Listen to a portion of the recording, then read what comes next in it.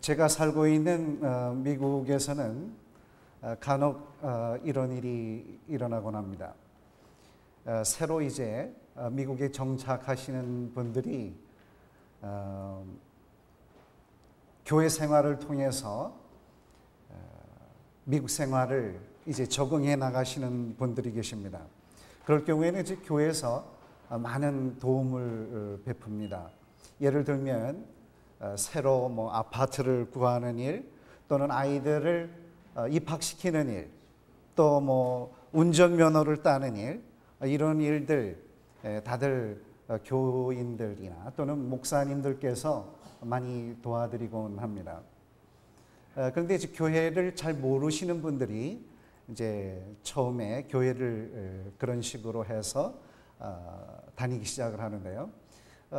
몇 주 지나다 보면은 그 모습이 안 보일 때가 있습니다.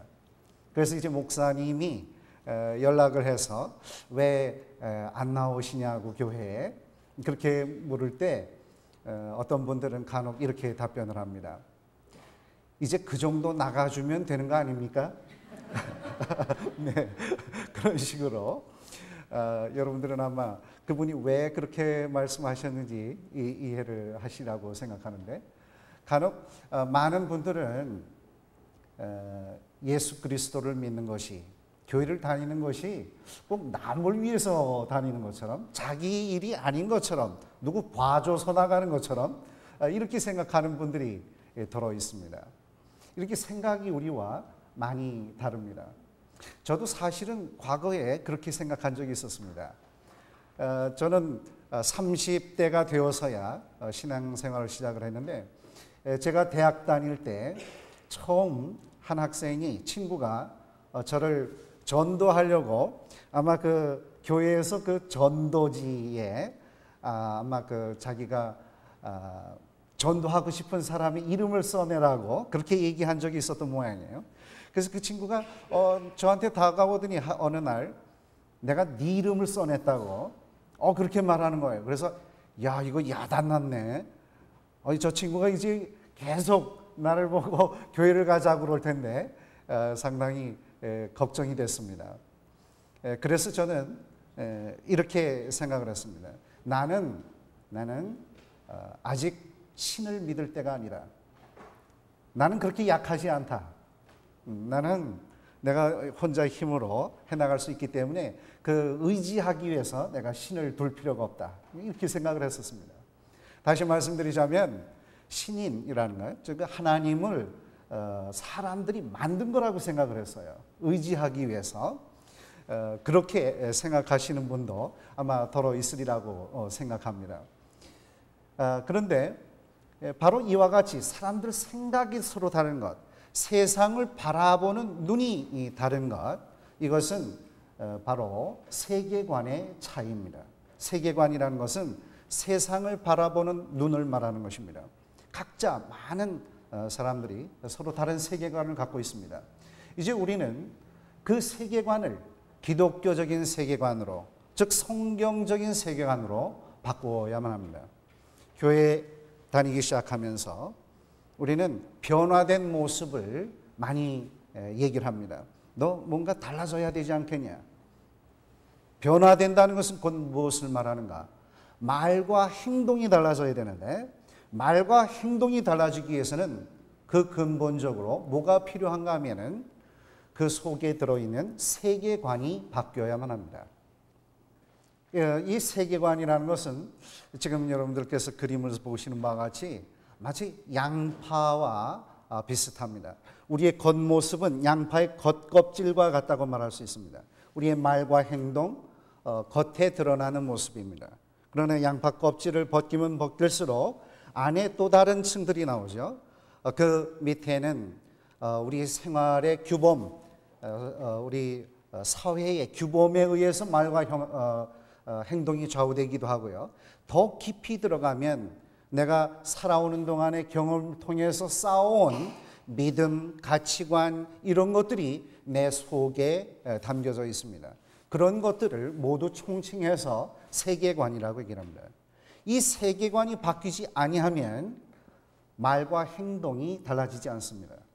그래서 간혹 우리 신앙생활을 하면서 뭔가 변화되어야 된다 이렇게 말을 많이 듣지만은 실제로 살짝 겉만 달라지고 속이 세계관이 바뀌지 않는 경우들이 많이 있습니다.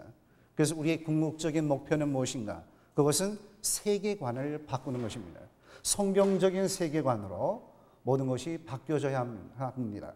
그에 따라서 우리의 인생관이 달라지고 가치관이 달라지고 그리고 삶의 목적이 달라지게 됩니다. 그에 따라 우리의 말과 행동에 변화가 오게 되는 것입니다. 그래서 이 세계관이 상당히 중요한 것인데요. 세계관이 바뀌어지기가 상당히 어렵습니다. 저도 그 중에 하나였습니다. 왜냐하면 저는 원래 학교 다닐 때는 과학을 공부를 했었고요. 그리고 그 과학을 가르쳐 왔었습니다. 근데 그 과학의 대부분은 진화론에 근거한 그런 과학이었습니다.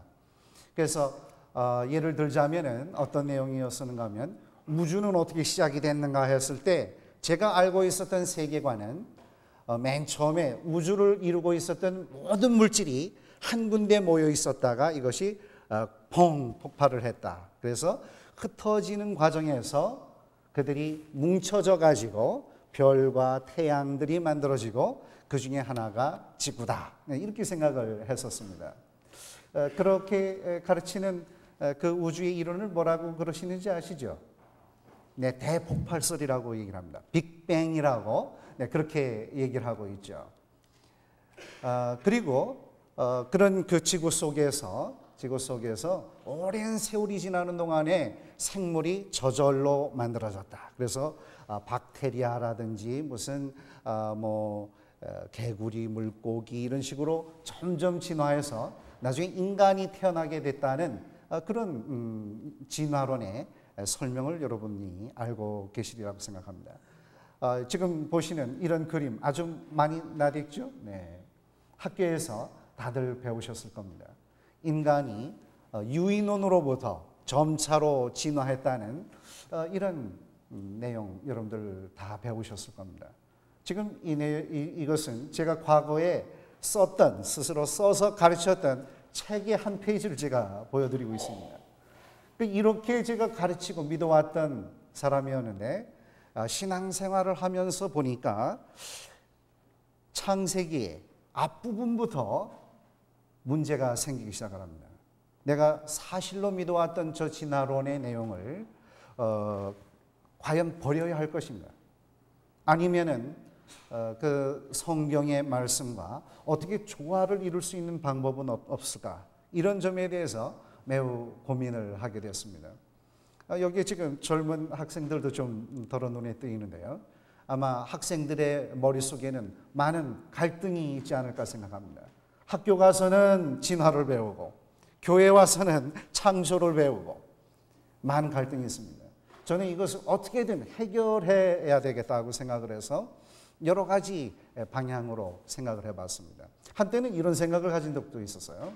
혹시 하나님께서 진화라는 방법을 이용해서 생물을 만드신 것은 아닐까? 그렇게 생각을 해봤습니다. 그러니까 최초의 생물체를 만드신 이후에 이것을 진화시켜 가지고 박테리아에서 물고기로 개구리로 이런 식으로 진화를 통해서 인류에 이르기까지 생물체를 만든 것은 아닐까? 그렇게도 생각을 해본 적이 있습니다. 그러나 이것은 상당한 문제를 가지게 됩니다. 왜냐하면 성경의 말씀과 진화론의 내용이 일치하지 않기 때문입니다. 순서가 다릅니다. 성경상에서 창조된 순서, 진화론에서 말하는 생물의 진화 순서는 다릅니다. 예를 들면 진화론에서는 태양이 먼저